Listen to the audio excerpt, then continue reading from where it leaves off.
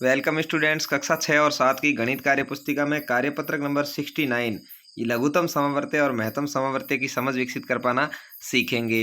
ये अब तक के सारे कार्यपत्रक अपलोड किए जा चुके हैं, जबकि हिंदी और अंग्रेजी कक्षा 6 और 7 की हिंदी और इंग्लिश वर्कबुक है वो भी बहुत जल्दी आपको हल करवानी शुरू की जा चुकी है।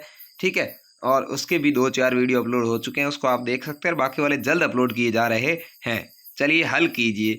यहाँ पर देखिए, सबसे पहले लिखा है 7 के 8 अपवर्त्य या गुणज। अपवर्त्य किसे कहते हैं? गुणज को अपवर्त्य भी कहते हैं। और सबसे छोटा समान अपवर्त्य लघुत्तम समापवर्त्य कहलाता है। तो अपवर्त्य होता है गुणज। देखिए यहाँ पर 7 के 8 गुणज निकालने हैं, तो 7 का पाड़ा यहाँ पर मैंने 8 बार लिख दिया, ये गुणज इस पाड़ा है। 5 के 8 गुणज लिखने हैं, तो 5 का पाड़ा लिख दिया है। दोनों के समान गुणज लिखने हैं, तो देखिए दोनों के समान गुणज सबसे पहले अपने को 35 ही मिलेगा दोनों के अंदर ही, तो समान गुणज 35 हो गया। सबसे छोटा समान गुणज भी 35 ही है, इससे पहले कोई कॉमन संख्या दोनों में नहीं है, यानी इन दोनों का जो लघुत्तम समापवर्त्य है वो 35 होगा, यानी वह बड़ी छोटी से छोटी संख्या 35 है, जिसके अंदर 7 और 5 दोनों का भाग पूरा पूरा जाता है।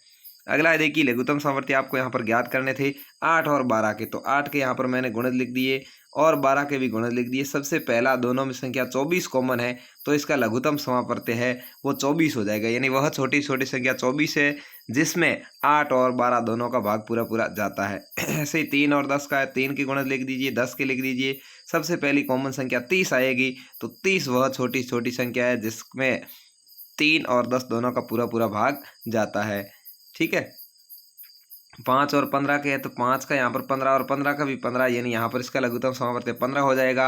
7 और 8 का है, तो 7 के गुणज लिख दिए, 7 8 56, 8 के लिख दिए, 8 7 56। सबसे पहले 56 दोनों में कॉमन आया है, तो 56 इसका लघुत्तम समापवर्त्य हो जाएगा। इस तरह से आप गुणज के माध्यम से आराम से लघुत्तम समापवर्त्य निकाल सकते हैं। तीसरा है, हल करना है 16 और 30 के गुणज गुणनखंड लिखने। देखिए, गुणनखंड को अपवर्तक भी कहते हैं, और सबसे बड़ा समान अपवर्तक महत्तम समापवर्तक कहलाता है। महत्तम समापवर्तक का मतलब वह छोटी से छोटी संख्या वह बड़ी से बड़ी संख्या जिसका भाग इन दोनों दी गई संख्याओं में जाए। तो यहाँ पर 16 और 30 है, क्योंकि यहाँ 30 लिख रखे हैं, कईयों के यहाँ 32 लिखा हुआ आएगा, तो यहाँ पर 32 करके भी आप उत्तर लिख सकते हैं। तो देखिए, 16 के गुणनखंड लिख दिए मैंने, 1 2 4 8 और 16। 30 के लिख दिए, 1 2 3 5 6 10 15 और 30। दोनों का कॉमन गुणनखंड है वो 1 और 2 है, और सबसे बड़ा गुणनखंड है वो 2 है, तो इसका आंसर आपके हो जाएगा 2, यानी 2 इसका क्या है? SCF है, महत्तम समापवर्त्य है। महत्तम समापवर्त्य यहाँ पर आपको ज्ञात करना है 64 और 120 का, तो 64 के गुणनखंड यहाँ पर लिख दिए और 120 के यहाँ पर लिख दिए। ठीक है, अब इसमें से इसने कहा है कि सबसे पहले कॉमन क्या आया है, सबसे बड़ा कॉमन है वो 8 है, तो यहाँ पर 8 इसका आंसर हो जाएगा। 24 और 36 के, तो यहाँ 24 के लिख दिए, यहाँ 36 के लिख दिए। कॉमन है यहाँ पर सबसे बड़ा वो 12 है, तो 12 इसका महत्तम समापवर्त्य हो गया। 128 और 54 के, तो 128 के यहाँ पर लिख दिए, 54 के यहाँ पर लिख दिए, और कॉमन है वो 2 है दोनों के अंदर ही, तो यहाँ पर 2 इसका महत्तम समापवर्त्य हो जाएगा, यानी 2 से बड़ी कोई संख्या नहीं है जिनका इन दोनों में पूरा पूरा भाग जाए।